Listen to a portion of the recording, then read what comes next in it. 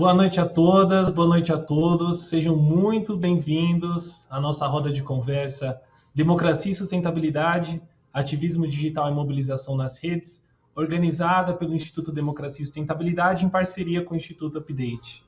Meu nome é Eduardo Couto, eu sou pesquisador no IDS e estou muito feliz de estar aqui, porque com o debate de hoje nós completamos o ciclo de 5 rodas de conversa da iniciativa Espaços de Ativismo, que tem como objetivo aproximar diferentes gerações e pensar o Brasil a partir de um olhar intergeracional, considerando as juventudes como parte fundamental da promoção de um Brasil mais democrático e mais sustentável. Nós tivemos a oportunidade de contar com a presença de especialistas, ativistas e lideranças debatendo com o Brasil que queremos para o futuro. O objetivo da nossa conversa de hoje é promover um debate sobre as possibilidades e desafios de mobilização e engajamento, sobretudo das juventudes, na internet e nas redes sociais. Discutir política, sociedade, economia, democracia e sustentabilidade passa impreterivelmente pelas redes sociais. Em um país onde, em 2016, 68% da população teve a internet como sua principal fonte de informações, um número que certamente aumentou consideravelmente, uma grande preocupação é como produzir conteúdo de qualidade que dê conta de discutir as principais questões do país. Por exemplo, como discutir democracia e sustentabilidade em um tweet? Como captar a atenção dos usuários de redes sociais, mesmo que por segundos, brigando por espaço com conteúdos criativos de entretenimento e consumo, remando contra a maré dos algoritmos? Como furar a bolha de quem já usa as redes sociais para discutir democracia e sustentabilidade? Mas ainda outras preocupações de fundo. Como driblar a desinformação e as fake news? Como lidar com o imenso poderio das corporações das redes sociais? É possível, portanto, fazer cumprir a promessa que a revolução digital nos trazia 20 ou 30 anos atrás? É o que discutiremos a seguir na nossa roda de conversa. Eu quero aproveitar essa oportunidade para agradecer a equipe do IDS que tornou essa iniciativa possível. A Carolina Matar, nossa coordenadora executiva, o Guilherme Tcheco, nosso coordenador de projetos, a Aline Souza, nossa assessora de comunicação, e a Ioana Moreira, nossa assistente de marketing digital. Eu quero também agradecer as organizações que foram nossas parceiras e co-realizadoras dos 5 eventos que promovemos nesses últimos 6 meses. O Politize, o Engajamundo, o Youth Climate Leaders, a Teto, a Ashoka e o Instituto Update. Você pode conferir todos os nossos eventos no canal do YouTube e no Facebook do IDS, e tem muito material interessante também no nosso site, idsbrasil.org. Além disso, você pode seguir o IDS nas redes sociais, no nosso Twitter e nosso Instagram. Fiquem à vontade, a gente incentiva muito que vocês enviem perguntas aos convidados de hoje pelo chat da transmissão, seja no YouTube ou no Facebook. É possível acompanhar também nossa cobertura no Twitter, @IDS_Brasil, usando a hashtag ativismoIDS. E é isso, estamos ao vivo. Passo a palavra para a mediadora do nosso evento de hoje, a Larissa Dionísio, do Instituto Update, a quem agradeço por ter topado participar dessa roda de conversa, para ela apresentar nossos convidados de hoje, a quem também deixo meu muito obrigado. Um abraço a todas e a todos, um bom debate e boa noite. Olá a todos, a todas, a todes. Boa noite para quem é de boa noite, boa tarde para quem é de boa tarde, bom dia. Vai ter gente que vai ver a gente de diversos horários, em diversos lugares, então chega mais, vamos participar dessa roda. Eu estou super feliz de mediar essa conversa com pessoas tão especiais que eu admiro muito, e quem já conhece provavelmente já admira, quem ainda não conhece vai passar a admirar a partir dessa nossa conversa aqui sobre ativismo digital e mobilização nas redes. Agradeço também o Edu, da equipe do IDS, pelo convite, e toda a equipe do IDS. E, bom, eu sou a Larissa Dionísio, faço parte da equipe do Instituto Update, uma organização que estuda e fomenta a inovação política na América Latina, e como eu disse, estou muito animada também de mediar essa conversa sobre democracia e sustentabilidade num ano tão importante, desafiante, né? Onde essas palavras elas estão muito em todos os lugares, e a gente sabe que a gente precisa aprofundar mais elas, entender mais elas e conversar mais sobre elas, e por que não fazer isso, né, nesses espaços digitais, né, nas redes sociais, igual a gente está fazendo aqui. Essa é uma conversa intergeracional, vocês vão ver que tem, né, pessoas de diversas trajetórias, diversas idades, diversas especialidades, e essa diversidade é que vai fazer também o nosso encontro mais potente e mais poderoso. Então, o nosso evento aqui vai estar com a presença do Sérgio Amadeu, professor da UFABC e criador do podcast Tecnopolítica. Rodrigo Savazone, também grande parceiro do Instituto Update, diretor executivo do Instituto Procomum. Bia Caminha, vereadora mais jovem da história aí de Belém do Pará, também foi uma das entrevistadas na nossa pesquisa dos Jovens do Poder. Bia, prazer te ver de novo aqui. Online ainda, né? A gente gostaria que fosse presencial, mas quem sabe mais para frente, né? A gente consegue aí. E a Helena Branco, supervisora de programas na Gear Up Brasil.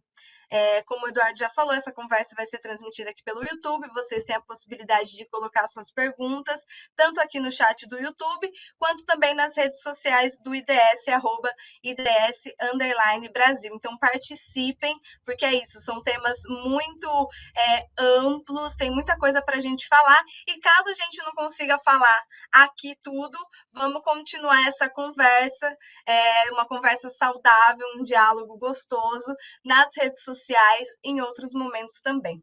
Então, para a gente começar aqui, né, eu falei muito rapidamente dos nossos convidados e convidadas, eles têm muita vivência, muita trajetória, então eu vou convidá-los para se apresentarem, né, falar mais sobre as suas vivências e trajetórias nesse assunto, e aí para cada um eu já vou também trazer uma pergunta e uma provocação para colocar aquela pimentinha no debate que a gente gosta, para dinamizar aí, a gente poder começar a nossa roda de conversa.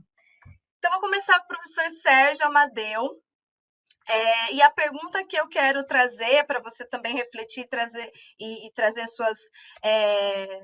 suas provocações iniciais, professora, é sobre quais são as possibilidades e desafios de fortalecer as discussões sobre democracia e sustentabilidade nas redes sociais, e no que elas diferem dos tipos de comunicação para incidência na era pré-internet e agora com as redes sociais. Então, também como um especialista, um acadêmico, né, que estuda né, o ativismo digital, a internet, conta para a gente também um pouco como é que esses ativismos antes, agora nas redes sociais, e também falando um pouco da sua experiência. Seja bem-vindo. Ô, Larissa, obrigado aí pelo convite. Cumprimento você, o Eduardo, a Bia, a Helena, o Rodrigo, que estão aqui, todas e todos que estão aqui nos ouvindo e vendo. E, pô, a sua pergunta é muito grande, né? Mas vamos lá. Ela é uma pergunta que eu quero começar pelo final. Quando a internet surge, a internet, ela traz uma série de promessas, ela traz uma perspectiva positiva muito mais do que duvidosa, do que negativa, que é o que a gente está vendo hoje, né? Por quê? Principalmente porque nós acreditávamos, vários ativistas e pesquisadores, que pela internet ser uma rede distribuída, a ideia de algo distribuído seria inevitavelmente democrático.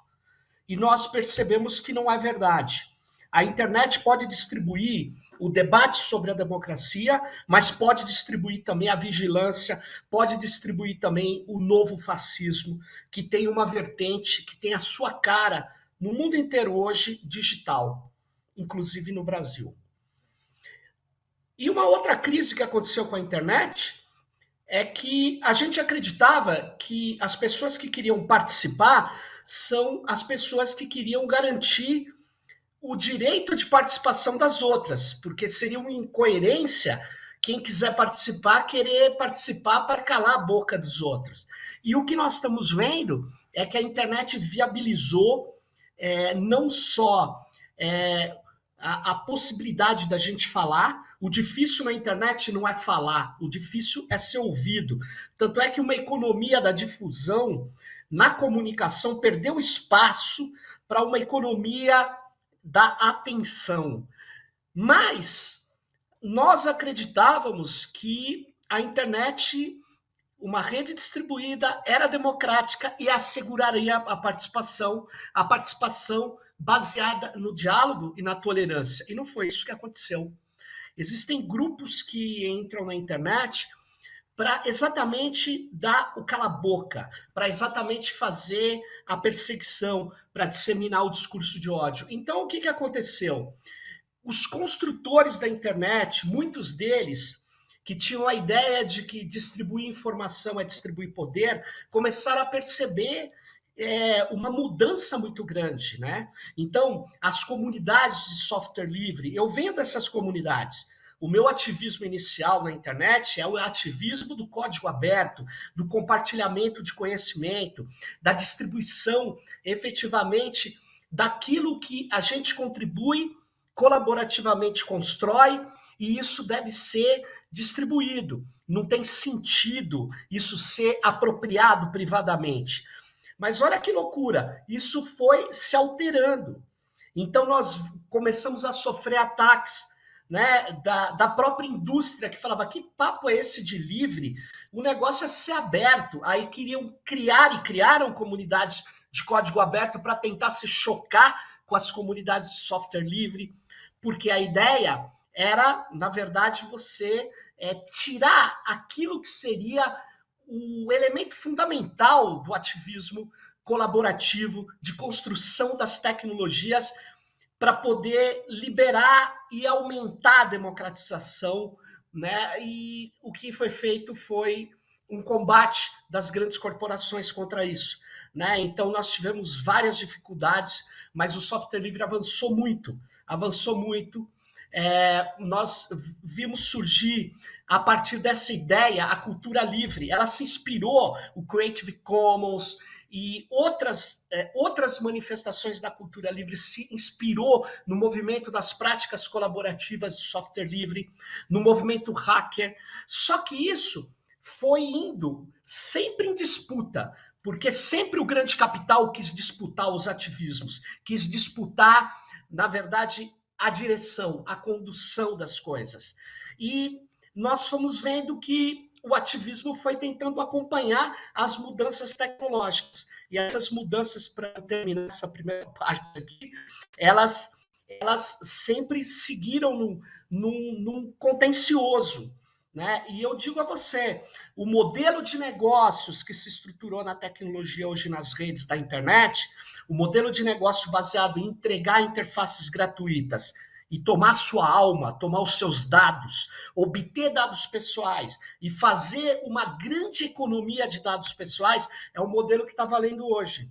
E esse modelo é um modelo que dirige a inteligência artificial baseada em dados, que dirige e que monta os grandes data centers, que, olha que loucura, e aí eu termino essa minha primeira parte. Olha que loucura, quem iria imaginar que o digital ele iria ser um elemento de degradação ambiental, a ponto da cidade de Amsterdã, em 2019, proibir a construção de novos data centers em sua área. Por quê? Porque os data centers, para guardar esse número, essa quantidade absurda de dados que estão coletando de todas e de todos, eles precisam ser áreas gigantes. A ideia da nuvem é uma ideia de marketing. A nuvem precisa de servidores de rede, milhares de servidores. E esses servidores precisam de energia elétrica, precisa de refrigeramento, precisa de refrigeração, precisa de muita água. E o impacto ambiental dos data centers na região de Amsterdã já era igual ao impacto da frota automotora. Ou seja, crise ambiental. Motivada pelo digital? Não. Motivada por um modelo de negócio baseado na extração de dados permanente de tudo e de todos. E os novos ativismos começam a surgir contra isso.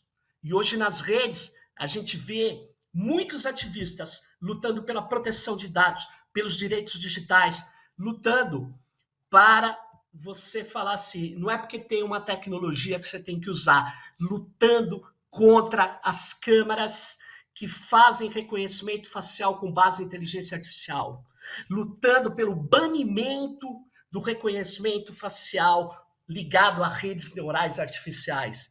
Então, o ativismo está cada vez mais tecnopolítico. E o outro lado está cada vez mais também ocupando a rede. Porque o que nós estamos enfrentando hoje é o fascismo. Nós não estamos enfrentando qualquer coisa. Nós estamos enfrentando o fascismo e a sua face digital. Então, muita coisa mudou. E ela acompanha a luta para você restabelecer um diálogo na rede. É uma luta que vai ser muito difícil. Por quê? Porque tem um grupo no mundo ligado à chamada direita alternativa, aos neo-reacionários, que romperam com a democracia. E eles não querem diálogo. Eles querem bradar valores e destilar a sua violência. Eles confundem liberdade de expressão com liberdade de agressão. Por isso que hoje, boa parte dos ativistas querem a regulamentação das plataformas democrática, com a participação da sociedade civil. Por isso que os ativistas hoje querem também que seja contida algumas tecnologias. Não é porque o neoliberal diz, se existe tem que usar. Não, não é verdade. Nem tudo que existe você tem que usar. Então, nós temos uma abordagem crítica sobre a tecnologia. Nós temos uma abordagem crítica sobre a política que é feita pela tecnologia. E ela é cada vez mais feita com esse aparato gigantesco tecnológico. Então, eu queria dizer que a principal forma de controle hoje que se tem não é qualquer outra que não seja o marketing. E nós estamos o tempo todo tendo nossos dados coletados, nosso padrão definido. Essas plataformas fazem isso, montam enormes redes. O maior destino de publicidade do Brasil hoje já é o Google. Então, essas redes programáticas, essas redes que te atingem com precisão, que tentam modular o seu comportamento, elas precisam ser contidas para que a democracia possa se implantar. O tempo todo nós estamos sendo colocados em amostras, organizadas por sistemas algorítmicos dessas plataformas que são controladas por Big Techs. Então, é nesse sentido que a democracia não pode se dar bem quando ela tem que enfrentar algo que ela não sabe nem como opera, que são enfrentar essa opacidade algorítmica. Então, por isso que eu digo, uma das principais lutas do ativismo democrático hoje é pelo controle democrático, a supervisão da sociedade sobre essas plataformas, por quebrar essa supremacia de que tudo que vem do Vale do Silício é correto, tudo que vem do Vale do Silício é legal. É detonar esse dataísmo, essa crença de que os dados falam por si e que essas empresas são pichuchuras, são legais. É preciso a democracia se impor. É isso aí. Uau, né? Já deu para perceber que estamos aí tem muitos desafios e possibilidades também, né? E dentro desse lugar de possibilidades, né, e de hackear, né, a própria tecnologia, né, e os próprios sistemas aí, a gente tem aqui a Bia Caminha, que está com a gente. Bia, boa noite. A Bia Caminha é a vereadora mais jovem da história de Belém do Pará, então ela está dentro da política institucional e eleitoral, e aí ela vai também poder falar a idade dela, né, para trazer também, né, esse outro lugar, né, o professor Sérgio num lugar de especialista, e a Bia num lugar de hard user aí das redes sociais e que também usa isso muito para sua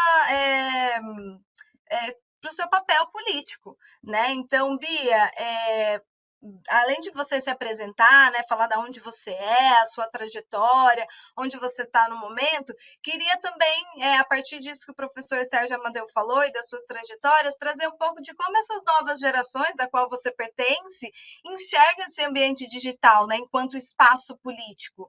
E aí, como que você tem lidado também como vereadora, né, mais jovem de Belém, com a polarização, né, a tendência dessas formações de bolha, né, a retenção de atenção, né? Então, como que você produz seus conteúdos para chamar atenção para o seu fazer político inovador?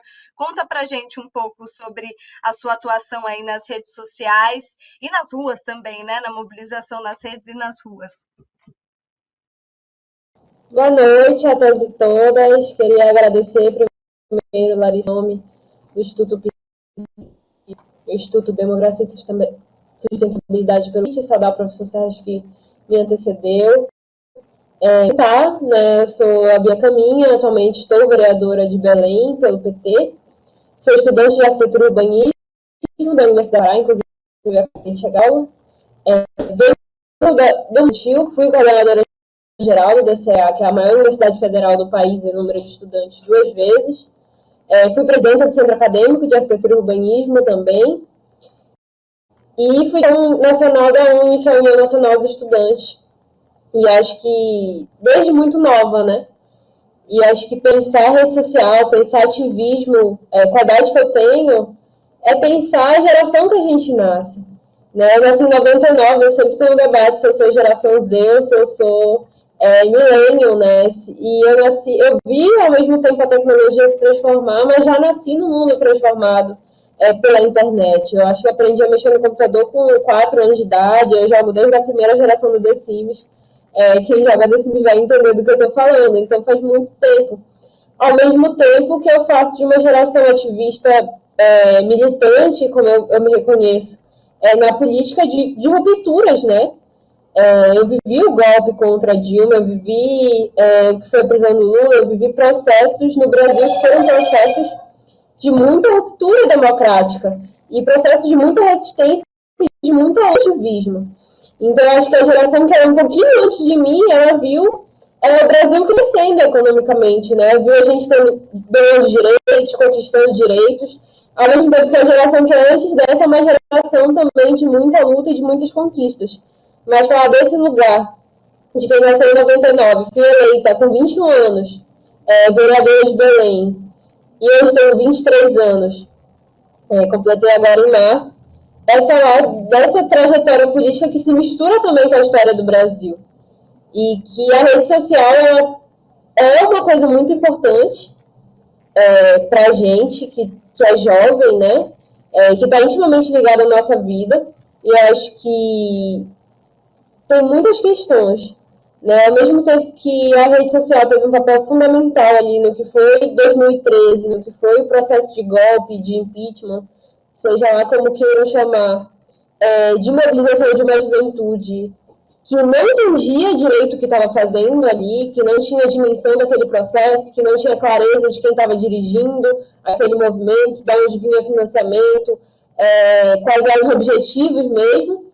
É uma juventude que não consegue reagir de muitas formas. Eu faço parte de um movimento que é o Movimento Popular de Juventude, que é um movimento social que é nacional e que a gente surge de entender que não existia uma juventude de massas no Brasil pronta para resistir, né, ao que foi, por exemplo, a eleição do Bolsonaro.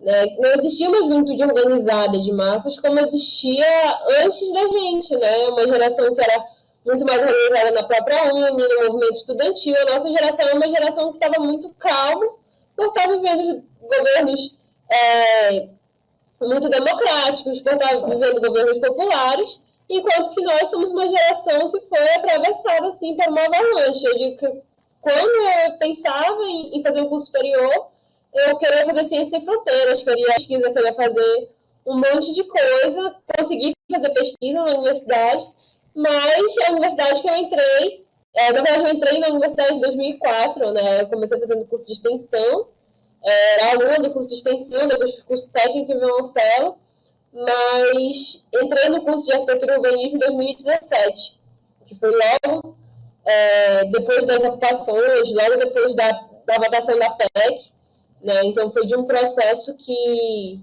a universidade estava ainda borbulhando muito ativismo, muita luta. Mas a gente não conseguiu ver isso também muito na internet, né? Pelo próprio algoritmo, pelo próprio a quem serve, né? a internet como um todo, mas que não conseguia, parecia que não existiam as nossas lutas. E foi um período também que grandes canais começam a se organizar e começa a se criar uma comunicação mais popular, né, dos próprios youtubers, que criam-se vários canais de contraponto, né, à mídia hegemônica, que a gente sabe que a mídia no Brasil ela sempre teve um lado, né, sempre esteve servindo aos interesses das elites do nosso país e que nunca foi democrática e que também os governos do PT não conseguiram fazer isso. E a gente acreditava que a internet ia ser esse lugar, que todas as nossas vozes iam ser ouvidas, o que também não acontece. Né? Não acontece até hoje, acho que a campanha foi uma campanha no meio da pandemia também, né? Apesar da gente ser muito ativo na universidade, foi uma campanha que foi feita no meio da pandemia, então foi uma campanha muito na internet. A gente teve que descobrir como que a gente se comunicou na internet, como que a gente ia driblar de alguma forma tudo que estava ali posto, e todo mês é uma atualização diferente, né? O algoritmo é toda mês uma atualização diferente de como a gente se relaciona naquele espaço, e de muitas descobertas. Não sou uma estudiosa do assunto, apesar de maneira de ser ativista, eu sempre fui muito de rede social e conseguiu, né, quebrar muitas dessas fronteiras. A internet nos limitava a partir de muito ativismo, de rede de pessoas que existiam por trás da internet, que ajudava. Eu lembro que às vezes a gente postava todo mundo a mesma coisa, no mesmo horário, 100 pessoas, que era impossível não aparecer. Assim. Então a gente tinha várias de mobilização que passavam na internet, mas também pressupunha que a gente tinha outras pessoas conectadas a nós que conseguiam estar junto com a gente naquele ativismo. E eu acho que a juventude brasileira, a gente tem conseguido ter várias vitórias, né? Inclusive na pandemia. Acho que na pandemia a gente aprendeu a usar muito mais a internet do que a gente usava antes.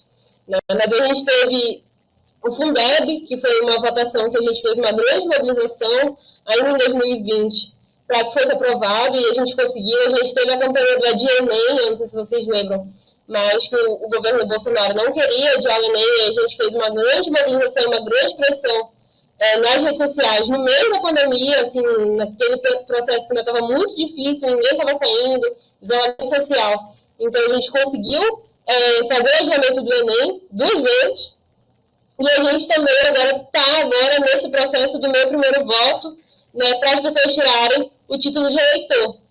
E aí, só para concluir a minha apresentação rápida, eu acho que eu não sou estudiosa do assunto, mas eu tenho me aventurado no TikTok, que é um aplicativo chinês, né? E o TikTok tem entregado e tem conseguido formar uma rede muito maior de conteúdo, de produtores de conteúdo, que são contra-hegemônicos, né? Eu vou falar dessa forma. Que são contra-hegemônicos e que a gente consegue discutir política no TikTok. O próprio Facebook e o próprio Instagram bloqueiam muito conteúdo relacionado à política. Mas, por outro lado, acho que tem uma rede social que é impossível a gente não falar, que é o Twitter. Né? E o Twitter ele tem um papel fundamental no ativismo, mas ele também tem um papel hoje fundamental no âmbito de lideranças políticas negras, jovens, LGBTs. É impossível que a gente analise e não discuta isso. Eu acho que a Djamila Ribeiro processa o Twitter internacionalmente por dizer que ele lucra, né, com a violência contra mulheres negras. E essas redes que a gente conversa, que a gente tem esses espaços, eu converso com muitas vereadoras e jovens pelo Brasil, e é uma coisa que a gente fala, né? A gente às vezes se retira daquele espaço, para de falar sobre determinados assuntos, porque existe muito hate nas redes sociais. E existe uma rede de ódio organizada para impedir que a gente se manifeste politicamente. Né? enfim, péssimas experiências com o Twitter. Eu desde 2010, eu acho, mas vim começar a discutir política no Twitter há 3 anos. E apesar de a gente conseguir alcançar muita gente, a gente também sofre muito ódio. Eu acho que isso, além de toda a questão que o professor trouxe antes de mim, da própria internet, isso é um dos grandes problemas que a democracia brasileira está hoje. Para a violência política, que a gente a política ela cresce e se intensifica dentro das redes sociais, e se usa também, mas também de como essas ferramentas elas têm sido coniventes e não existe nenhum tipo assim, parece que não existe lei no Brasil dentro das redes sociais e que o próprio presidente, os próprios filhos do presidente utilizam disso para propagar a tortura para mulheres e para fazer o que a gente sabe que eles fazem. Mas desde deputadas federais, né, até a gente que está aqui na ponta, que é vereadora de uma cidade, eu tenho visto muitos parlamentos adoecerem, porque além da perseguição política, próprios espaços de parlamento, no nosso caso, existe uma intensificação e uma normalização disso nas redes sociais. E acho que essa é a minha primeira coisa, é isso. Ótimo, Bia, obrigada por trazer isso também. É muito importante, né, falar também sobre essa violência política de raça e de gênero, principalmente, né, e a saúde mental, né, como que isso interfere na saúde mental de parlamentares, de pessoas, né, que estão nesses espaços. E a gente vê isso representado depois em candidaturas, né, em reeleições, né, em muitas mulheres jovens que não querem ocupar esses espaços porque se sentem, não, esse espaço é muito hostil, né? Eu não quero. Então, falar sobre democracia e sustentabilidade, né, nas redes sociais e tendo uma visão crítica, provocativa, saudável, é importante também para a gente poder reconstruir também esses espaços, né? E fazer com que com que a gente encontre nesses lugares espaços também de um debate saudável, né?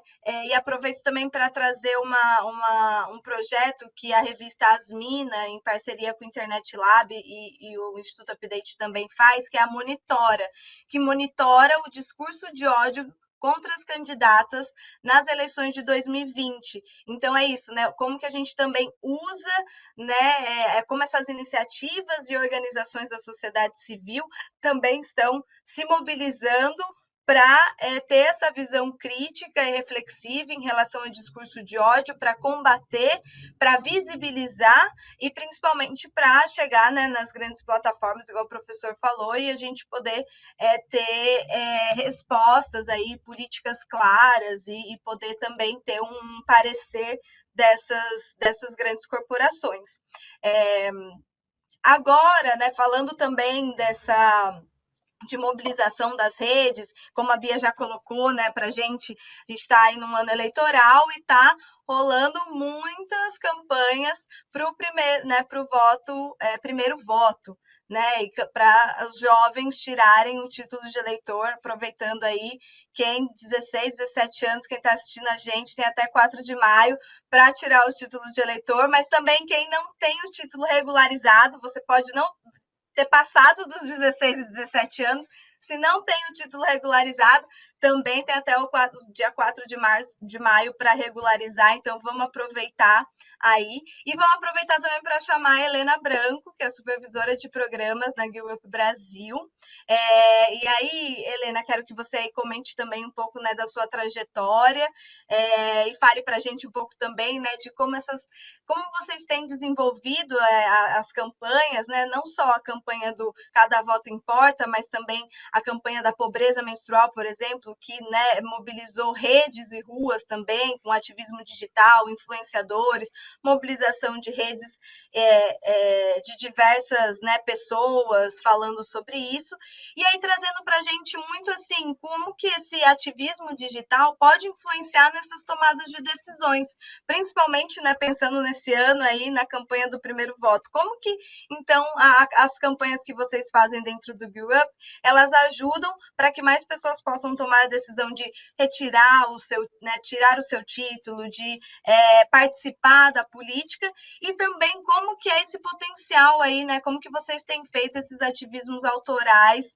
aí com as juventudes de todo o Brasil. Seja bem-vinda, Helena. Obrigada, Lari. Obrigada a todo mundo que está aqui. Bom, como eu acho muito interessante, né, nessa roda de conversa, quanto que a gente está falando que o digital pode tanto despotencializar o sujeito, como a Bia trouxe para a gente, quanto ele pode potencializar a juventude em especial, que é com quem eu trabalho, e fazer com que ela se veja e se enxergue em outros jovens mobilizados. Então, vou trazer aqui duas campanhas em especial que eu tive o privilégio de fazer parte. Tenho 19 anos, acho importante falar da idade, porque também estou aí nessa parcela de juventude. Sou estudante de Relações Internacionais e Políticas Públicas na Universidade Federal do ABC, e eu trabalho, como você bem falou, Lari, com a supervisão de programas da Girl Up Brasil. E eu gosto de falar do potencial da juventude, essas redes, sejam digitais ou não, com esses dois exemplos, né? O primeiro deles é que eu sou uma das co-criadoras da Livre para Menstruar, que foi um movimento pela garantia da justiça menstrual, que foi criado pelas meninas da Rede Girl Up. Então, a Girl Up é uma organização que treina, inspira e conecta meninas para que a gente se torne líderes pela igualdade de gênero. Enfim, eu digo em especial meninas, mas jovens no geral. E foi muito interessante porque, ao passo que a menstruação chegou no discurso público brasileiro, porque que ela não estava, nós meninas que lideramos o movimento Livre para Menstruar, a gente começou a ocupar mais e mais lugares nas decisões públicas, né? E é interessante porque hoje, de fato, como cidadãs engajadas, mas eu aposto que em alguns anos como mulheres eleitas, assim como a Bia. E foi um movimento muito sensacional, foi histórico, porque nunca houve um esforço nacional tão expressivo da juventude para aprovar tantas legislações com base na justiça menstrual, que era um tópico que era entendido como algo que deveria ser escondido, deveria ser apagado. E, de fato, claro que esse movimento não se limita ao direito de menstruar com dignidade, né? Ele traz importantes reflexões para a gente de como que, para as juventudes, muitas das vezes, a maioria delas, não é que faltou interesse, mas faltou apoio. E aí, quando a gente vem com uma organização como a Girl Up, que oferece essa conexão, essas redes, outras meninas que podem se apoiar e essas ferramentas de incidência política, a gente vê resultados como o que a gente teve com a Livre para Menstruar. Foram cerca de 40 legislações municipais, dentre sancionadas e aprovadas, e cerca de 9 legislações estaduais, 6 aprovadas, coladas em todas as regiões brasileiras. Então foi um movimento muito expressivo, e eu faço questão de destacar o quanto que todas essas legislações que eu falo aqui, quase mais, na verdade, de 50 legislações, foram lideradas por meninas. Então foram meninas em torno de 12 a 20 anos, 12 a 23 anos, que bateram na porta de vereadora, de deputada, para conversar sobre isso e para passar essas legislações. A gente, inclusive, essas legislações municipais que eu falei aqui, a gente sentou com uma deputada do interior de São Paulo, de Limeira, Mariana Calça, e discutiu com ela, redigimos com ela um projeto de lei municipal que a gente queria nesse projeto de lei para multiplicar ele para o Brasil e para, no final, ele chegar em todas as regiões brasileiras. Então, foi muito interessante não só dizer, né, tipo, as organizações, as instituições, elas podem servir como rede de conexão, mas ver isso na prática, né? Porque muitas vezes a juventude se vê sozinha, né? Eu quero fazer isso, em especial quem não tá nesses movimentos, né? Se vê sozinho no sentido de que, eu quero agir com igualdade de gênero, mas como eu faço isso? Eu vejo muito isso na internet, então muitas vezes as pessoas... Não se discute política nas famílias, na escola, mas você vê isso na internet, você acaba querendo fazer alguma coisa, mas você não sabe muito de como sair daquele ativismo de sofá, e aí a gente perde muito potencial em só, enfim, trazer a política para a juventude como polêmica e não como meio de incidência, como, né, arregaçar as mangas e falar, não, vem aqui mexer na prática com o que é fazer uma política pública. Poucas organizações dão esse espaço e foi muito interessante observar que a gente viu, obviamente, na prática, a falta de representatividade feminina nas câmaras, no Congresso, e mesmo assim a gente viu muitas meninas querendo se candidatar depois, querendo fazer parte da política institucional, falando assim, eu não me vejo representada na minha Câmara, mas isso me mostrou o quanto que é meu direito estar lá, e assim, a gente a gente como, né, seja na Assembleia Legislativa aqui de São Paulo, quanto na Assembleia Legislativa do Rio Grande do Norte, ou no Distrito Federal, a gente teve as meninas andando nesses espaços políticos e mostrando para elas que era um espaço como qualquer outro. Então foi muito interessante também, muito simbólico para a gente, a derrubada do veto presidencial, que ficou conhecido como o PL dos absorventes, né? Que foi a primeira política pública federal no que diz respeito à dignidade menstrual, que foi o PL 4968, esqueci o número da lei agora, mas PL 4968, de autoria da deputada Marília Reis. Enfim, ele foi vetado em outubro pelo presidente, e a gente trabalhou 5 meses pela derrubada desse veto, e no dia da apreciação do veto, nós meninas do Girl Up, a gente estava lá em Brasília, a gente conseguiu subir na mesa diretora do plenário da Câmara dos Deputados, e ficamos ao lado do vice-presidente durante a apreciação do veto, a gente tirou a foto, a gente esteve lá e viu esse veto cair, e eu falo muito pelas mãos e pelas mentes da juventude, porque a juventude foi essencial na derrubada desse veto, né? Isso para mim foi muito simbólico, o quanto que a gente viu na rede social, né? Porque imagina, eu só consigo ver a Thalita que tá no Rio Grande do Norte, ou a Asmin que tá no DF, ou enfim, a Daphne que tá no Rio Grande do Sul, nas redes sociais. A gente nunca se viu presencialmente, mas a gente só se vê no Meet, e a gente conseguiu organizar algo nacional, enfim, com tantas legislações aprovadas, isso foi muito bonito. Então a gente viu as redes sociais e os meios digitais muito mais como possibilidades e como esse mecanismo de incidência política do que propriamente essa barreira, sabe? A gente teve que, no meio a tanta hostilidade, achar o nosso espaço seguro, em especial porque quando a gente está falando de jovens influenciarem a política institucional, já é um ambiente totalmente hostil. Então, como é que a gente pode tornar isso menos hostil e mais não aconchegante exatamente, apesar de muitas vezes a gente ter mais meninas e mais mulheres que nos apoiem, torna aconchegante, mas eu digo assim, mais convidativo para as meninas estarem lá. E isso também vem muito com a nossa campanha que a gente está liderando agora, que é a hashtag Seu Voto Importa. Eu também, junto com as meninas da Rede Girl Up, eu sou co-criadora da hashtag Seu Voto Importa, que essa campanha tem como objetivo incentivar o voto jovem, e surgiu, na verdade, não nesse ano, como muita gente pensa, mas, na verdade, nas eleições municipais de 2020. Com a missão de levar essa galera de 16, 17 anos para tirar o título de eleitor. E foi, imagina, né? Abril de 2020, então foi uma campanha que foi pensada no início da pandemia no Brasil, foi criada para ser descolada, para ser divertida, porque essa juventude já está lidando com muita inflação, com preço de alimento lá em cima, estudando durante uma pandemia, ou não estudando, no caso, investimento na educação pública caindo muito. Então, assim, já era um peso. Então, a gente queria tirar esse peso da juventude e fazer com que estamos fazendo com que votar seja algo divertido, seja algo pop, e que isso não tira a importância, mas isso potencializa o jovem, a gente chama de trazer autoestima política para o jovem. E a nossa primeira edição em 2020 foi espetacular, porque naquele ano, né, abril de 2020, a pandemia fechou todos os TREs, então não tinha como você tirar o título, porque até aquele momento da história brasileira você tirava o título no TRE. E aí isso acabou cerceando o direito ao voto de boa parte da população, e pouca gente se ligou nisso, poucas organizações se ligaram nisso, e as meninas do Girl Up se ligaram nisso, e foi uma campanha que partiu delas. Eu era voluntária, inclusive, no Girl Up nesse momento. E aí, 9 dias antes do prazo limite para tirar o título, o TSE lançou a ferramenta digital. Então, até aquele momento da história, não tinha aquilo, o TSE se virou 9 dias antes do prazo limite, e a gente montou uma operação em tempo recorde. Em 6 dias, a gente montou essa campanha hashtag Seu Voto Importa para que as pessoas tirassem o título.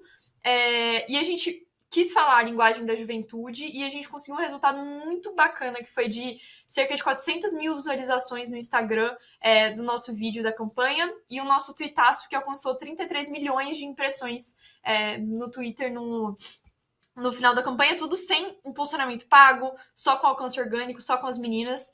E aí a gente chegou em 2022 já com essa bagagem de 2020, e aí a gente viu esse ano que poderia ser o menor número da história de jovens de 16, 17 anos aptos a votar, desde a redemocratização.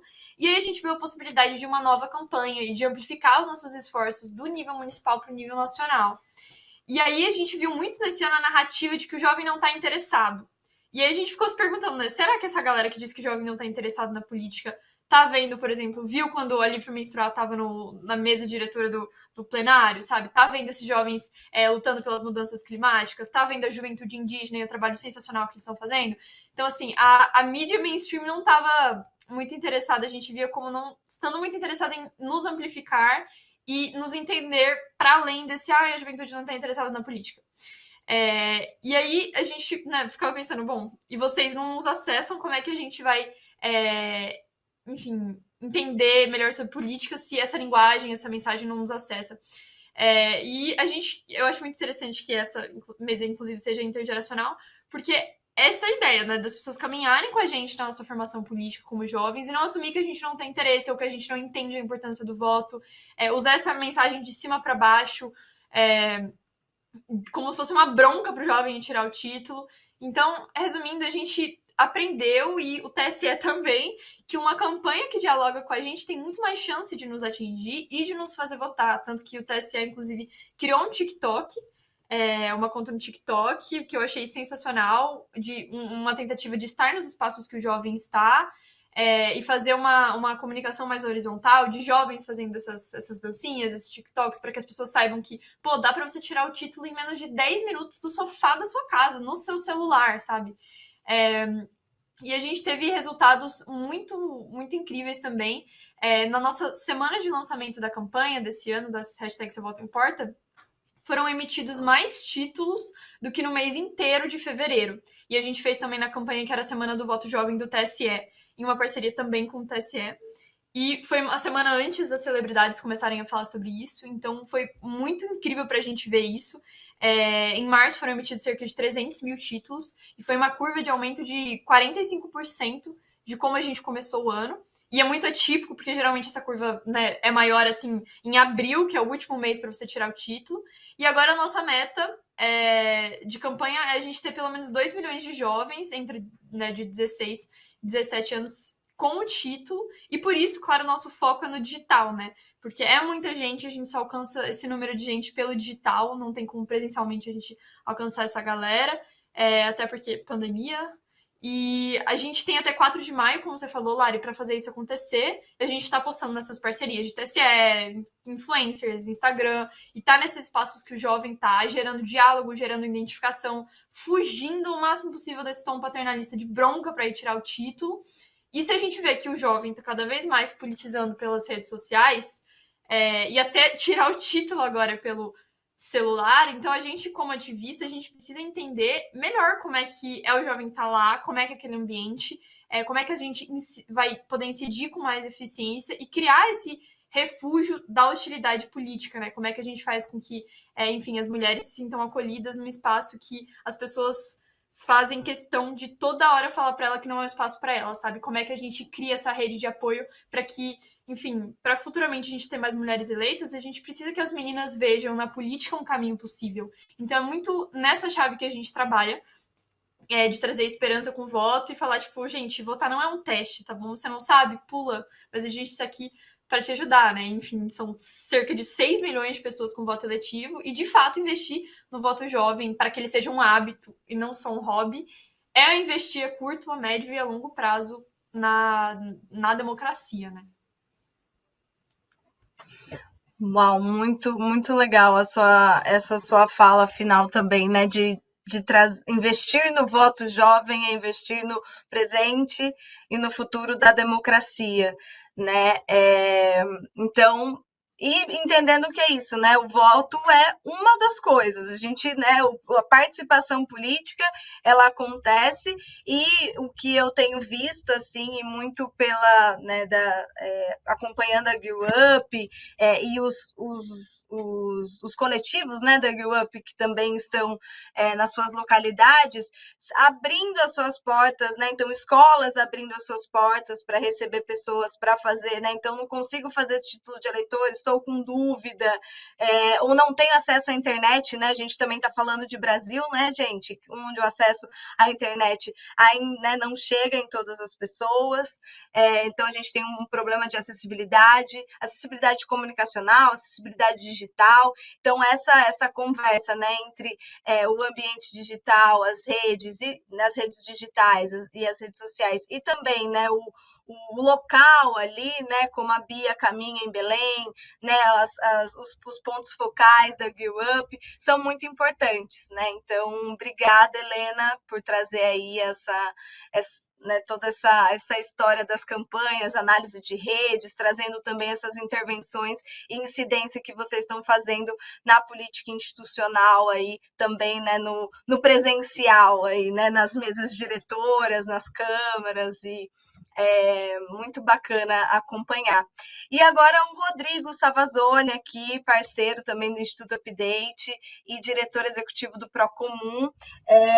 Vou pegar um pouco a fala da Helena, que ela falou, né, muito de trazer um ambiente convidativo, confiável, né? E aí, sabendo muito que o Procomum fala, e vocês falam muito sobre, né, o comum, né, os bens comuns.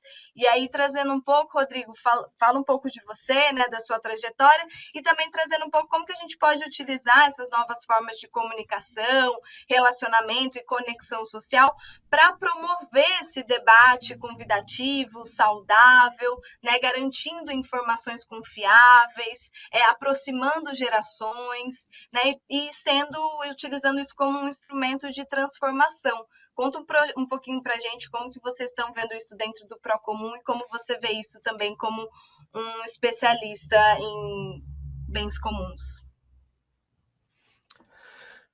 Oi, Lari. Obrigado pelo convite. É um prazer ter você. De fato, o Update é um parceiraço do Instituto Procomum, que nem saudade que está assistindo a gente lá em Jauregui Berri, no Uruguai, que fez a ponte também para eu estar aqui hoje.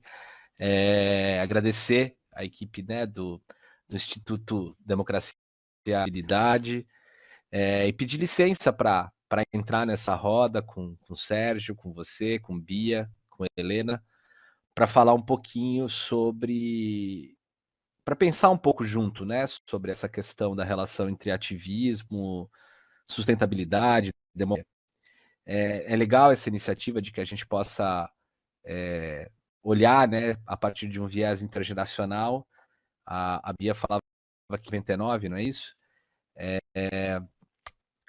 Justamente foi o ano em que eu comecei ou mais intensamente comecei a atuar como ativista na então nascente, né, podemos dizer assim, internet. Eu escrevi um livrinho que foi publicado pela editora do Sesc, numa coleção inclusive pelo professor Sérgio Amadeu, que se chama, que é um livro comum, né? Ele está disponível chama o Comum Entre Nós, está disponível para ser feito download nas redes sociais, e que fala justamente, o subtítulo dele é Da Cultura Digital à Democracia do 21. E nesse livro, enfim, e a partir desse trabalho todo que a gente faz com o Instituto Procomum, a gente tece uma reflexão a respeito de qual é esse lugar da construção política, né, a partir da possibilidade ou da oportunidade, talvez seja essa palavra interessante da gente usar, gerada pelo né, da internet, especificamente da web. Então é interessante, porque toda época produz os seus meios técnicos, né? E quando o Sérgio fala, por exemplo, em tecnopolítica, nós estamos falando que, em alguma medida, toda política também pressupõe uma técnica, né? E essa técnica pode tanto ser a técnica propriamente, né, das tecnologias, do que a gente convencionou chamar de tecnologia, né? Que são esses que a gente faz associação rápida, né, dos gadgets, dos aparelhos, né, e das infraestruturas de conectividade, mas, enfim, todas as metodologias de conformação das formas do agir político, né, por exemplo, enfim, assembleias, aos modelos, né, de participação e infraestruturas que são usadas para a gente poder atuar politicamente. E eu venho de uma geração, eu estou com 41, vou fazer 42 em julho, marcada pelo que a gente chamava de altermundismo, né? No final do século passado, a gente tinha um crescimento das ações coordenadas globalmente contra a globalização neoliberal, que renderam dias de ação global, que eram articulados por ativistas no mundo todo, né? Mas sua maioria, por exemplo, questionando já as infraestruturas ou as institucionalidades emergentes desse capitalismo na sua etapa globalizada, né? Então, o comércio,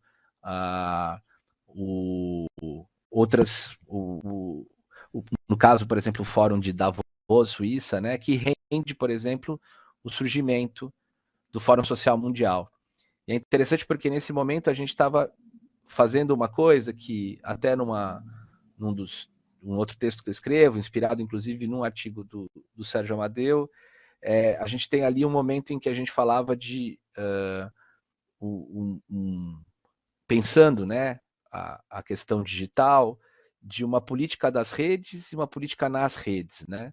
Então, nas redes a gente faz a toda que se transpõe para as redes digitais, a política de todas as temáticas que vem, e a emergência de uma política das redes, né? Todo esse universo do hackerismo, né? Do ativismo, as questões, os temas candentes que começam a surgir no debate sobre a própria infraestrutura, sobre os próprios lugares onde se faz essa política possível, né?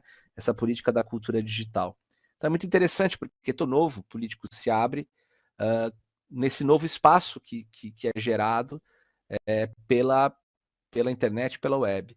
E nós estamos falando de um momento prévio ao surgimento das plataformas, né, dos sites de redes sociais que viriam hegemônicos e que hoje governam, né, a nossa atenção, né, que dirigem a nossa atenção. São essas plataformas,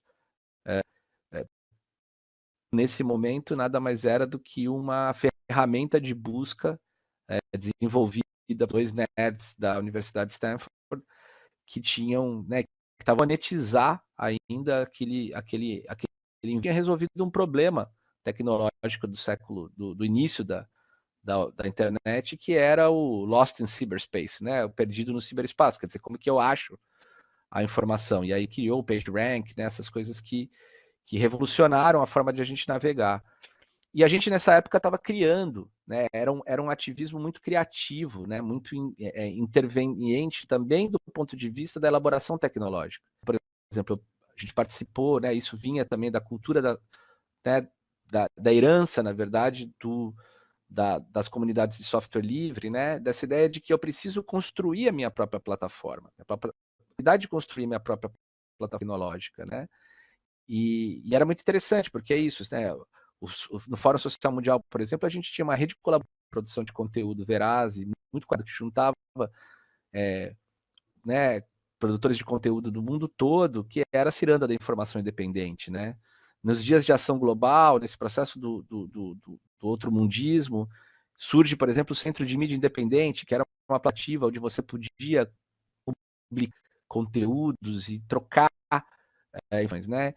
E disso foi se evoluindo. Na verdade, a grande rede social era a web, né? A blogosfera e as pessoas trocando, né? Tudo muito rico, né? E muito baseado numa outra perspectiva de que falava, né? No começo que era de uma crença, né? De que esse arranjo democratizante, ele produziria uma condição de intervenção e de avanço, né, do debate público, uma qualificação desse próprio debate que nos traria para uma democracia mais participativa, mais abundante e, consequentemente, muito melhor, né? Essa promessa, ela uma parte se realiza, e eu não digo que foi de todo, né, fracassado, mas a gente também vê justamente nessa modulação, né, e a própria capacidade de captura, né, do capitalismo que vai construir já, né, na virada dos 2010 para, né, e quando a gente vê toda a revelação, né, todos os aparatos da guerra cibernética que emergem, né, todo o uso para haja, né, uma perseguição estruturada, né, pelos agentes do poder, né, do império, para usar um termo usado pelo Negri, pelo Ra. Quer dizer, todo esse universo vem se impondo, né, e fechando esse cerco, né? E aí eu diria que, né, nesse contexto aí da virada dos anos 2000, desse ativismo criativo que passava também por o conteúdo, mas a própria infraestrutura como objeto da criação ativista, né? Isso vai sendo de alguma maneira drenado, né? Isso vai acabando com o tempo, né? Essas plataformas que são grandes silos, né?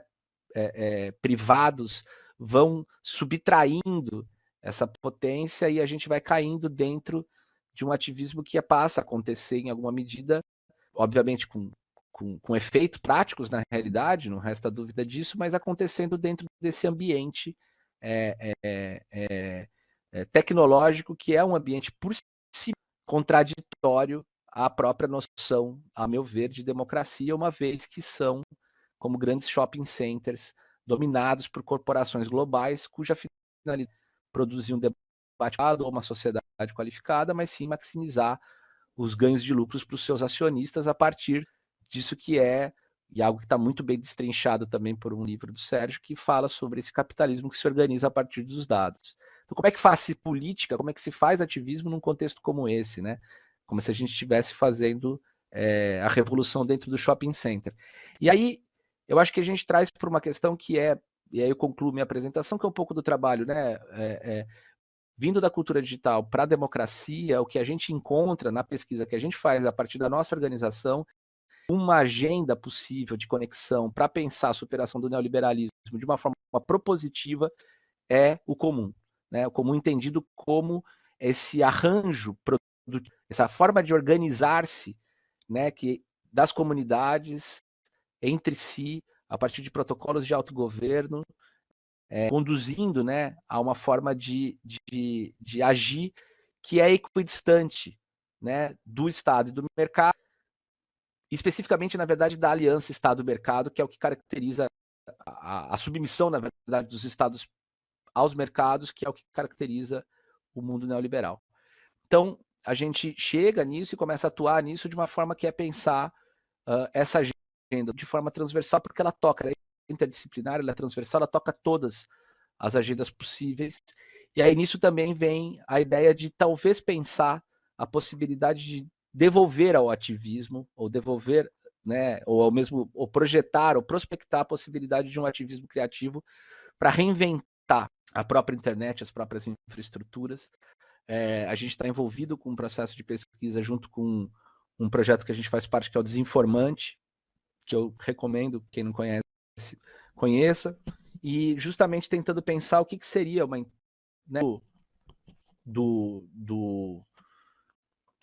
dessa reflexão toda sobre ativismo e as possibilidades que a gente tem de construir alternativas e saídas, pensar como é que a gente também faz isso no âmbito da criação de tecnologias, de plataformas, como é que a gente, né, esse fator condicionante pensa tecnologias que sejam sustentáveis por si e que justamente atendam, né, a necessidade humana na sua máxima, para consigam inclusive ser tecnologias de vida, uma vez que é disso que se trata o desafio que a gente está enfrentando agora, né, num momento de crise climática como essa que a gente está inserido. Então, enfim, acho que isso apresenta um pouco, a gente até ia compartilhar, a gente tem um textinho que a gente escreveu que está dentro do site do Desinformante, vou ver se tiver algum espaço também, compartilho para quem estiver acompanhando, que coloca um pouco esses pontos e busca pensar que como é que a gente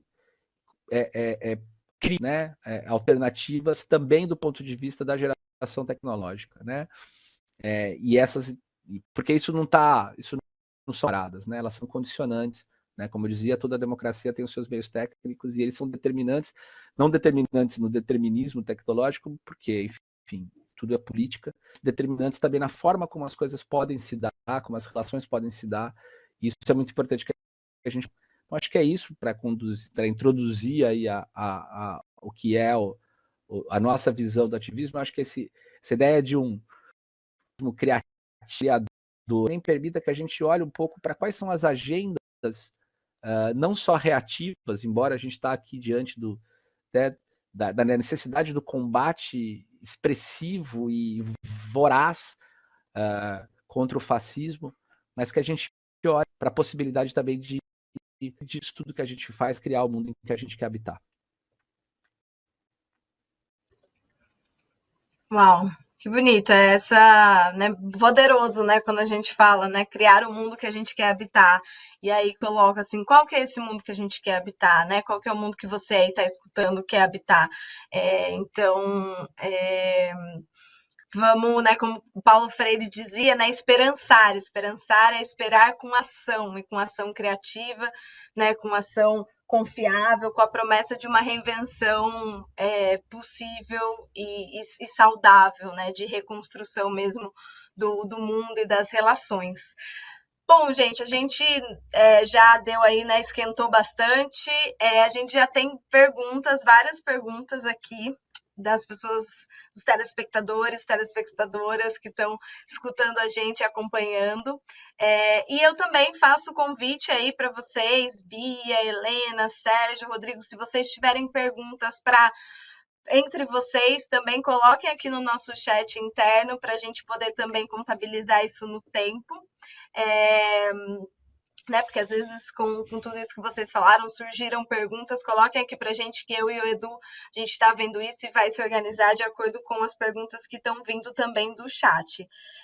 Lembrando também, gente, que é isso, né? Tem aí as redes do IDS, né? A gente pode continuar essas conversas também em outros lugares, ir lá no Procomum, ver esses textos, né? Seguir o professor Sérgio, escutar o podcast Tecnopolítica, seguir a Bia Caminha, né? Seguir a Helena, a Give Up, para também continuar essas conversas aí. Então, primeiro, eu vou falar a pergunta do Paulo Afonso Garcia, que é para o professor Sérgio. O Paulo Afonso fala assim: o documentário Privacidade Hackeada, da Netflix, mostra a manipulação de eleições nas redes. Isso só se descobriu depois das eleições já realizadas. Há alguma ação preventiva contra isso? Professor Sérgio Amadeu, eu peço só que você seja um pouco conciso, porque a gente tem bastante pergunta aqui para várias pessoas. Então, se puder aí dar uns 2, 3 minutinhos de resposta, agradeço. Câmbio. Legal, câmbio. Sim, existem várias iniciativas na Europa e também no Brasil contra esse poder de manipulação e modulação que foi articulado. Mas qual o problema, resumidamente?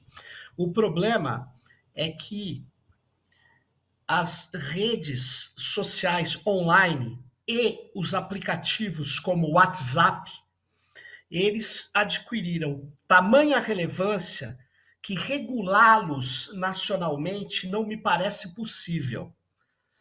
E aí o que está acontecendo é que quando você tenta colocar algumas questões que aumentem a transparência do que acontece dentro dessas redes, eles fazem ataques.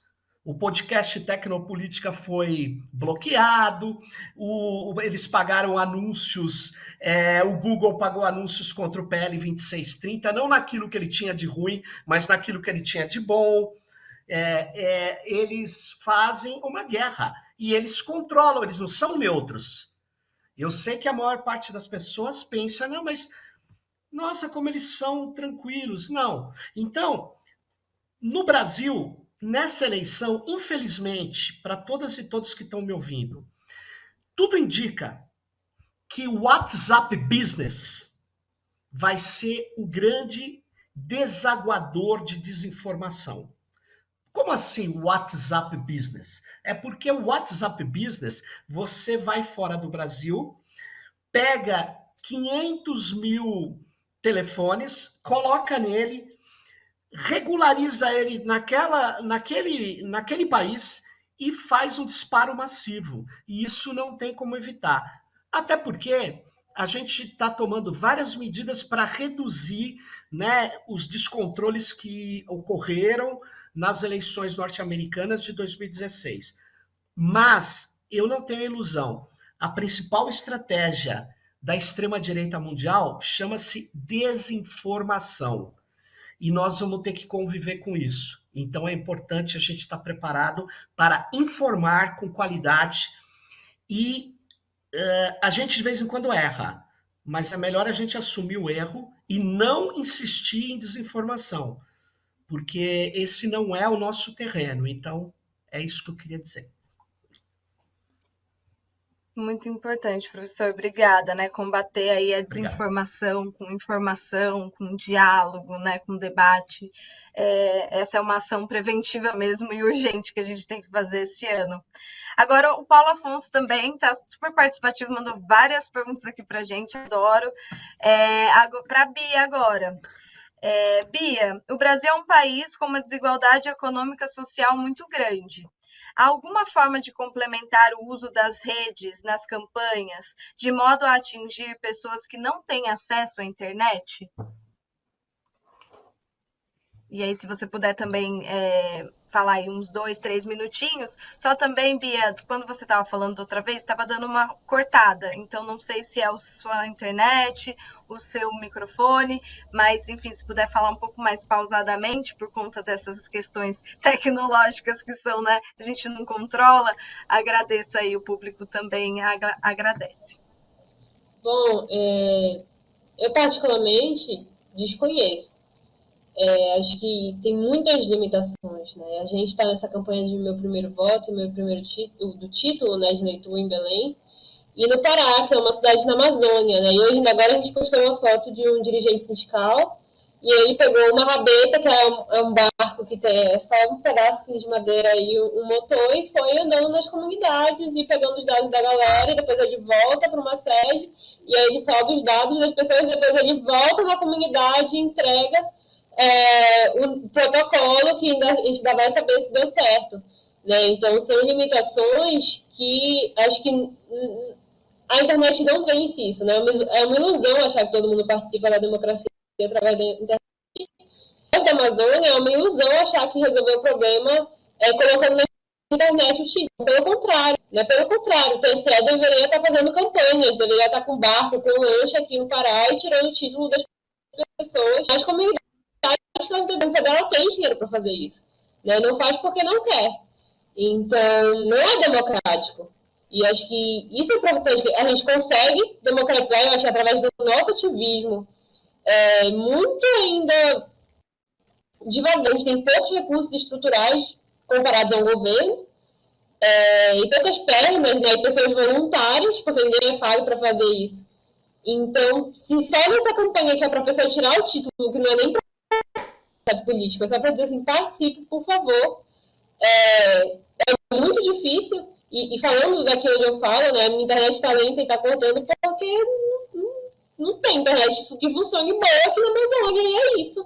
Né, eu já desisti de sofrer por causa disso, porque eu ficava tentando achar uma rede, trocando, e não funciona, né, no final das contas não funciona. Buscar elementos, porque no final das contas são questões muito para além da gente, que vão definir isso. Eu acho que é uma ilusão achar que as redes sociais resolvem o problema da democracia ou que aumentam a participação.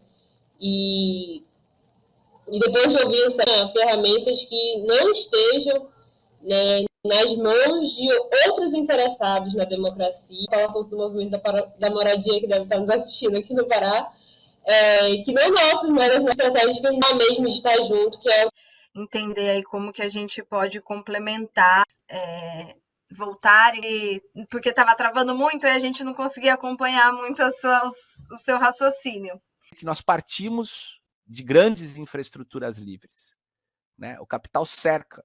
esse comum que foi produzido. E essa é a própria lógica do capital, né? Quando, diante de um comum, produzir cercamento, fechar, travar e tentar colocar, né, um valor ali, extrair valor desse processo de apropriação. Então, só compartilhando que não é uma volta ao passado que a gente está falando, mas é entender que essa infraestrutura de alguma forma está ali, está viva, está disponível para que a gente possa criar sobre ela. Da mesma maneira que os agentes do capital fizeram, nós que queremos outros mundos possíveis, podemos fazer também. Ou tentar, pelo menos. Muito legal. Que Acho que eu travei geral, uma né? esperança aí, né, para a gente também. Sim, tá tudo travado, todo mundo tá travado. O pessoal também tá achando que é com a internet de cada um, mas tá uma instabilidade geral. Essa conversa vai estar gravada, tá, pessoal? Então é isso. Depois vocês podem escutar de novo, né? Pode se ser a perder CIA alguma também. fala, né? Depois pode ser várias coisas aí. Então, depois também o IDS, né, tá fazendo a cobertura no Twitter, nas redes sociais. Então também depois isso vai chegar para a gente, né, de outras formas. E como eu coloquei lá do princípio também, vocês estão vendo que tem muitas provocações, reflexões, luzes, sombras, potências, desafios, possibilidades, oportunidades. E é importante, né, a gente também utilizar esses outros espaços também para a gente conversar e aprofundar sobre isso. Para a gente encerrar aqui, né, a gente tem uma pergunta da Aline, que eu acho que é interessante para a gente poder encerrar, e aí eu vou pedir para cada um falar e já encerrando as suas falas, que é: como podemos combater o ódio que tomou conta da internet hoje? Então, para a gente finalizar essa conversa sobre democracia e sustentabilidade, ativismo digital e mobilização nas redes, eu gostaria que cada um de vocês finalizasse sua participação aqui. Eu quero agradecer também muito com essa pergunta, essa provocação da Aline. Como podemos combater o ódio que tomou conta da internet hoje? E aí, começando por quem começou, professor Sérgio Amadeu, a palavra está com você.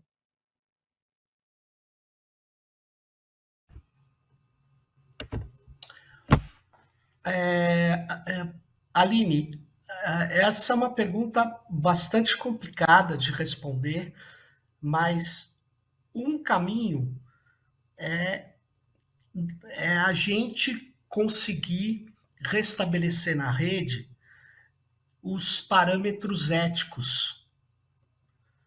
Eu sou de uma época, o Savazone também do início do Twitter, que era muito feio apagar um Twitter e não assumir que você errou. Essa lógica da rede atual é uma lógica que foi imposta por grupos que impuseram exatamente uma dinâmica do ódio. Então, tem que voltar a ser feio uma pessoa que só vive trolando. Tem que voltar a ser feio uma pessoa que não respeita a outra pessoa. Tem que voltar a ser algo que a gente não aceita. E isso talvez não resolva um apelo como esse, porque nós estamos lidando com o fascismo, e o fascismo é irracível, é irracional, é baseado no ódio, é baseado na morte. Não se iluda. E eu queria terminar só falando uma coisa: a democracia não vai ficar bem, nunca ficará bem, sem o direito das populações à informação de qualidade. Espero que vocês tenham me ouvido. A democracia não pode suportar a construção dela sobre a base da desinformação. Isso fazer um apelo a todas e todos que estão aqui nos ouvindo para que se manifeste pelo menos uma vez na rede pela liberdade de Julian Assange, que é uma vítima da desinformação, que é um jornalista preso político na Inglaterra. Eu queria dizer que o Julian Assange está para ser extraditado pelos Estados Unidos por ter denunciado os crimes de guerra do Departamento de Estado norte-americano. Os Estados Unidos têm ódio do Wikileaks e ódio de Julian Assange. Ele foi preso por uma acusação falsa. A acusação caiu, mas aí eles trouxeram a acusação verdadeira. Ele é vítima de desinformação, de fake news. Ele é vítima de um processo fraudulento. Então, tudo hoje que pode expressar esse momento de ódio e de desinformação, nós vemos no processo contra Julian Assange algo que a gente precisa não aceitar. Eu acho que a gente precisa se rebelar contra isso. E nós estamos achando que é um carinha que está sendo preso lá longe e tal. Por favor, eu faço um apelo a todas e todos. Vamos fazer uma manifestação individual, coletiva, faça a sua, pela liberdade de Julian Assange. Obrigado.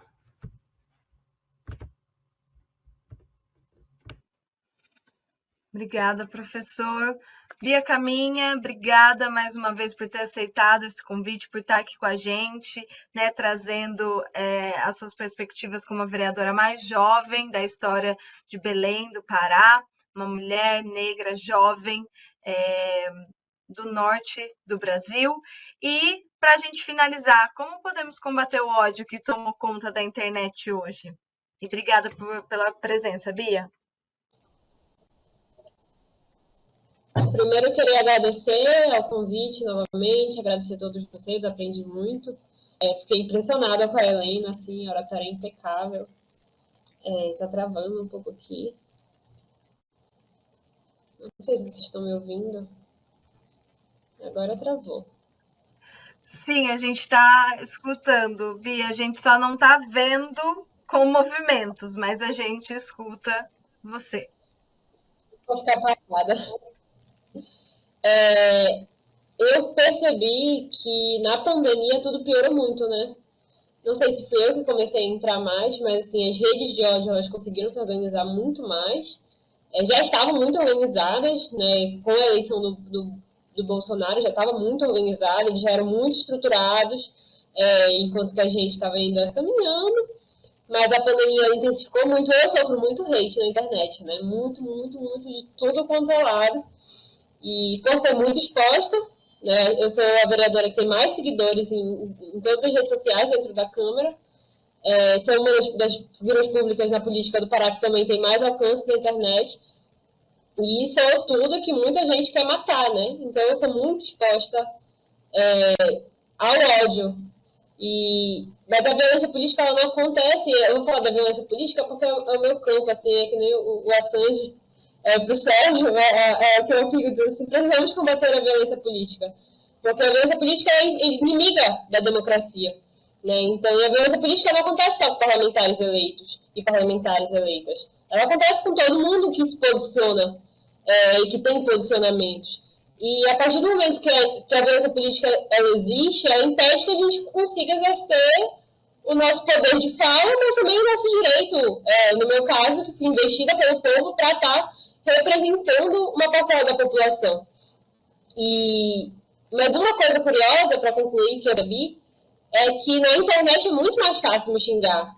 Né? Muito mais fácil, assim, no nível que eu não imaginava o quanto quando voltei ao presencial. Porque é muita gente que te xinga e na presencial vem, aperta minha mão, pergunta como eu tô. E aí eu estava no supermercado e aí tem gente que diz assim, eu te critiquei lá na internet, mas é assim mesmo, né? Porque no Twitter tu sabe como é, mas eu não acho que tu é aquilo não, viu? Quando me vê pessoalmente.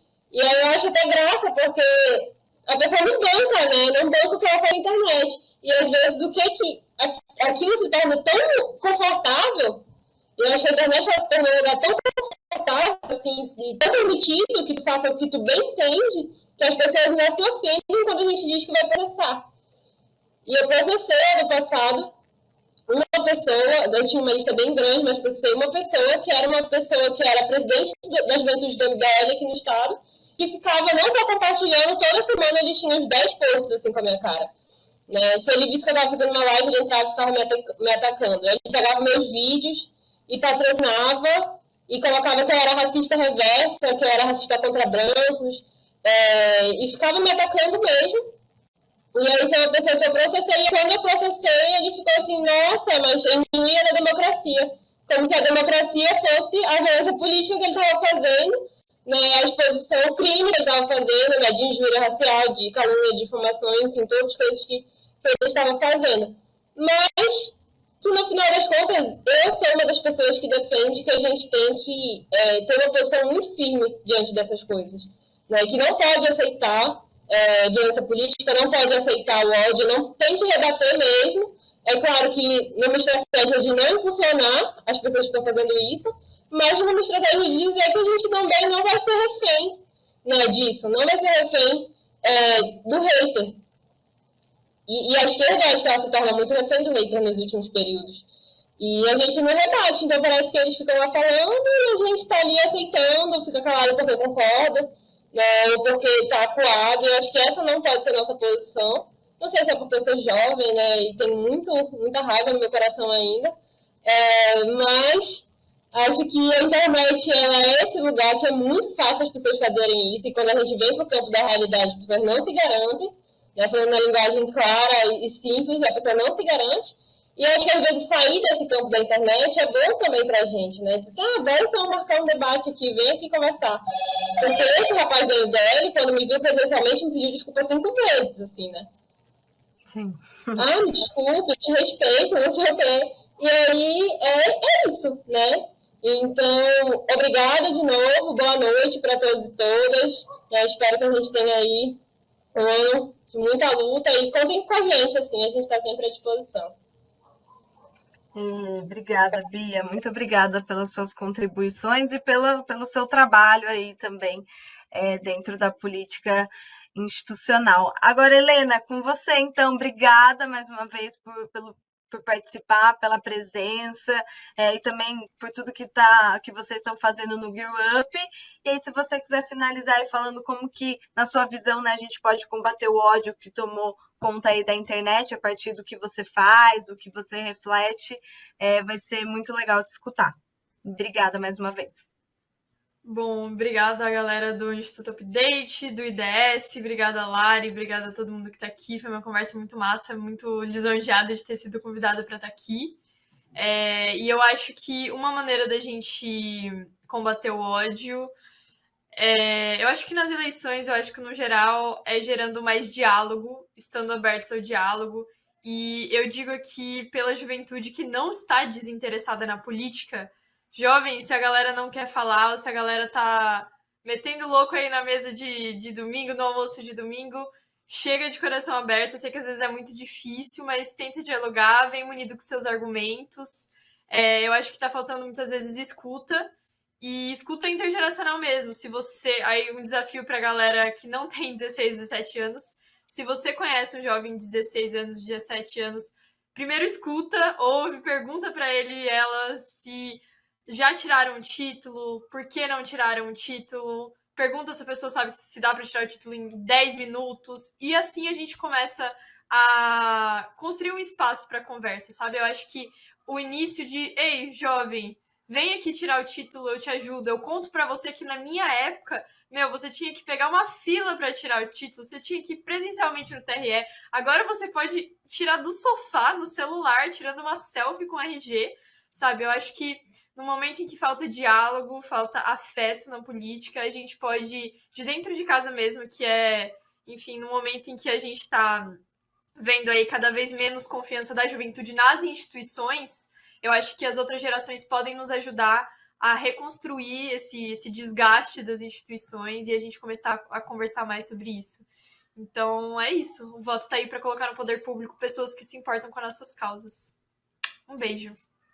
Bacana demais. Muito obrigada, Helena. Que legal. E agora, Sava, a palavra está com você para finalizar aqui essa nossa roda de conversa sobre democracia e sustentabilidade. Muito obrigada mais uma vez por participar, por topar esse convite. E como que a gente pode combater o ódio que tomou conta da internet hoje? Como que você vê isso? Lari, obrigado mais uma vez. Foi um prazerzaço conhecer a Bia, a Helena, dividir mesa mais uma vez com meu camarada, querido amigo Sérgio. Agradecer, né, essa experiência. Me lembrando de uma frase de um sujeito que foi passado de forma vil, chamado John Lennon. A gente vive num mundo onde a gente se esconde para amar, mas a gente pratica a violência em pleno dia. Então, eu acho que na linha do que a Helena falou, a gente tem que ter coragem de amar à luz do dia. Eu acho que essa é uma boa forma da gente conseguir combater o ódio. Se a gente combater sendo uma força, dessa que é a maior força incidente da experiência humana sobre a Terra, que é o amor. Eu acho que se a gente fizer isso, a gente começa a virar esse jogo. É isso. Muito obrigada, Sava. Mais uma vez, obrigada, Sérgio. Obrigada, Bia. Obrigada, Helena. A gente é isso, tem um ano de muita confiança, de muito amor, de muita escuta, né, de muita responsabilidade, que a gente tire aí, né, quem precisa tirar, regularizar o seu voto, mas depois a gente tem o quê? O momento de votar, e votar com consciência, com responsabilidade, né, a favor da democracia, da sustentabilidade e contra o fascismo. Então, quero agradecer mais uma vez o IDS pelo convite e também é isso, falar para todo mundo que assistiu a gente, muito obrigada por estarem aqui. Essa conversa também vai estar gravada, então vocês podem usar, né, para abrirem outras conversas, né, para abrirem outras formas, outras reflexões, seja na academia, seja no movimento social, no coletivo, enfim, né, vamos também ocupar esses espaços agora que a pandemia deu uma apaziguada, que a gente já está mais vacinado, então também vamos ir com segurança e com o peito aberto, com escutativa, e continue compartilhando e acompanhando aí as ações do IDS, do Instituto Update, dos parceiros que fazem parte, né, dessa série de rodas de conversa também. Visitem o site do IDS para conferir a cobertura especial também, que vai estar em breve no ar, que é www.idsbrasil.org.